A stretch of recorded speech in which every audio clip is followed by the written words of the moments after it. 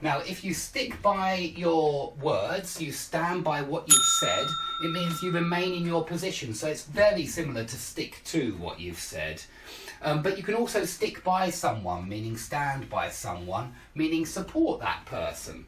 So, of course, all husbands should stand by their wives and all wives should stand by their husbands because they should support each other.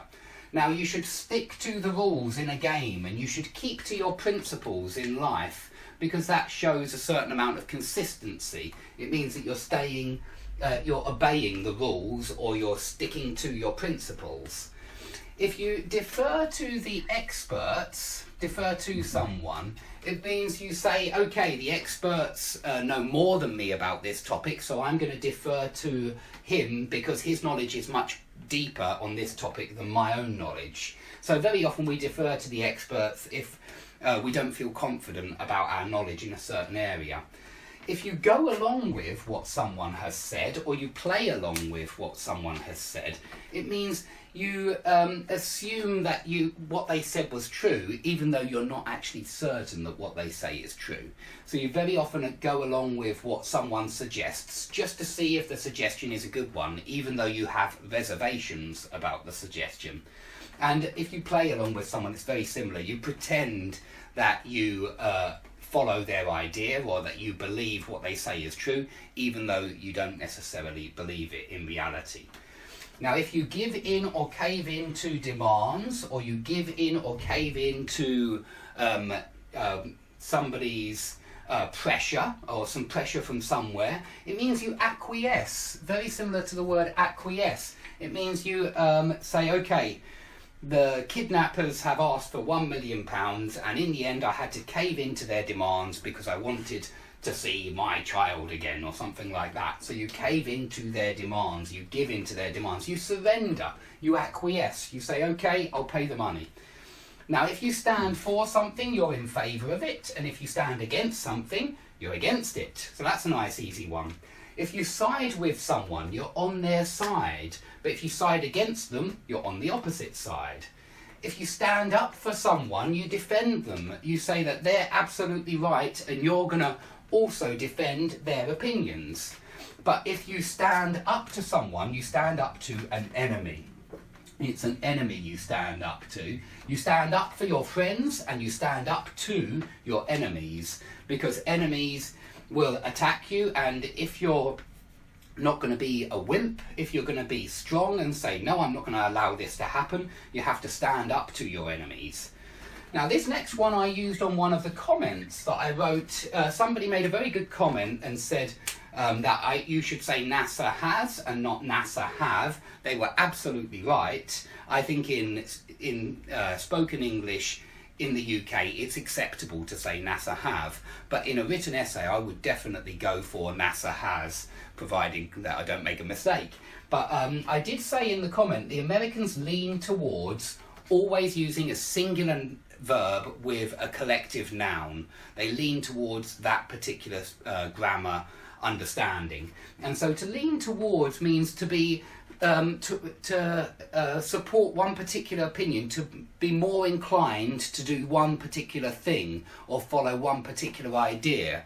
So in Britain, we lean towards using collective nouns, either plural or singular, which is really confusing and no good at all, really. But in America, they lean towards only using singular nouns, singular verbs with collective nouns.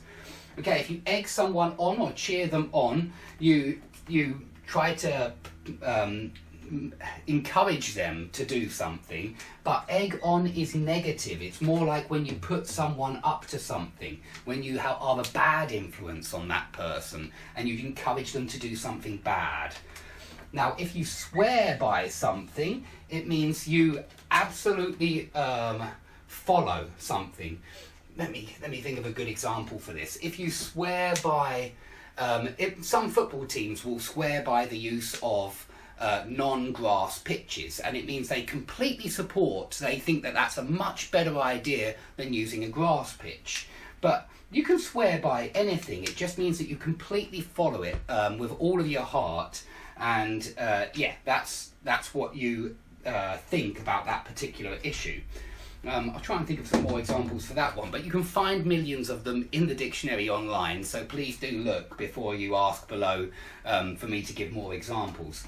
Now, if you say, I wouldn't hear of it, this is very often used in polite society. Maybe somebody's come to your party and they start picking up rubbish at the end of the party, and you say, please don't do that. I wouldn't hear of it. I wouldn't hear of somebody tidying up for me after my party, so please don't bother, I'll do that, I wouldn't hear of that.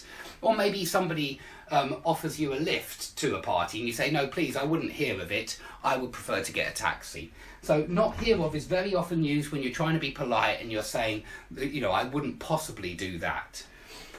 Okay, cotton on to something means start to understand. Catch on is pretty much the same, and so is latch on. But latch on can also mean to attach itself. And if somebody latches onto you, it normally means that you don't want them to be hanging around you, but they latch on, they're tenacious and they won't let go. Hold on, let me check the time. Okay, it's getting later, I've got to hurry up. So you might tell a joke and nobody cottons on to the punchline, nobody catches on, nobody understands it. You might have a secret plan, you might all be in on a secret plan, and you have to make sure that one of your friends, maybe you're organising a surprise birthday party, you have to make sure that the person whose birthday it is doesn't cotton on about your plans, because it's got to be a surprise. So they mustn't cotton on about the surprise birthday party, they mustn't catch on to what's going on. And I think we often say cotton on about. Now, if you hit on an idea, you hit on a really good idea usually. It means that you suddenly have a great idea, you come up with a great idea. If you reflect on something, it's a formal phrasal verb meaning to think deeply about something. But there's also all of these ones, which also mean to think something over, to mull something over, muse something over, chew something over, churn something over as well. Remember this churn, there's some other good ones with churn. For example, a prolific writer will churn out hundreds of novels every year. So churn out means produce lots of, but churn over means to think something over in your head. You can also say your stomach's churning, which means that there's some kind of horrible liquid or food inside there which is making you feel sick. So we also say my stomach's churning, meaning I feel sick. Now, if you come at a problem from a certain direction, it means approach a problem from a certain direction. Really quite common for talking about how you approach certain problems. If you bounce ideas off your colleagues, this is like brainstorming. You're bouncing ideas around to try to find out what's the best idea, what's the best course of action. Now, after you've bounced your ideas around, the answer might leap out at you, which means the answer becomes obvious. It's staring you in the face. It suddenly leaps out at you. So very often used for the answer or the solution leapt out at me. If you thrash an issue out with your colleagues, it means you debate them, you discuss this issue, you bounce ideas around again.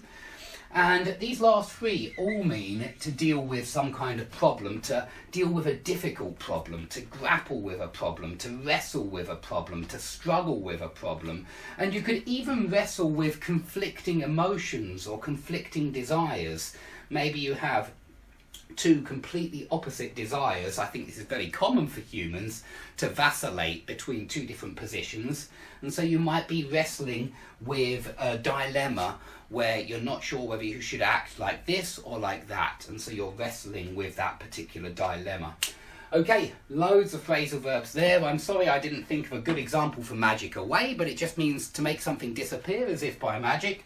And I don't think I did swear by particularly well, but when you swear by something, it means you accept that it's the best idea, that it's the best way of behaving or of acting.